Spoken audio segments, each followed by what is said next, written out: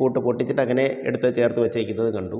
പിന്നെ ഞാനും ഞങ്ങളുടെ ഓഫീസിലെ സ്റ്റാഫും ഒരു സുലജ ടീച്ചറും വന്നിങ്ങോട്ട് തുറന്ന് നോക്കിയപ്പോൾ കാണാം ഈ LCD പ്രൊജക്ടർ പൊട്ടിച്ച് കൊണ്ടുപോയിരിക്കുന്നതും പിന്നെ അവിടെയുള്ള ഡെസ്ക്ടോപ്പ് ഒക്കെ മറിച്ചിട്ടേക്കുന്നതും പിന്നെ അത് കഴിഞ്ഞിട്ട് ഇതുവഴി ട്രൈ ചെയ്തു നമ്മുടെ ഈ ജന്നലിൻ്റെ പാളി കുത്തിപ്പൊളിച്ചുകൊണ്ട് അത് അതുവഴി പൊട്ടിച്ചകത്ത് കയറാനായിട്ട് ശ്രമിച്ച ഒരു തടി കഷ്ണമൊക്കെ അവിടെ കിടക്കുകയായിരുന്നു. തിരുവനന്തപുരം നെയ്യാറ്റിൻകരയിൽ സർക്കാർ സ്കൂൾ കുത്തിത്തുറന്ന് മോഷണം. സ്കൂളിലെ പ്രൊജക്ടറും അനുബന്ധ ഉപകരണങ്ങളും കള്ളന്മാർ കടത്തി.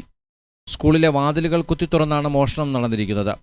ഊരുട്ടുകാല MDHSലെ സ്മാർട്ട് റൂം തകർത്താണ് മോഷണം.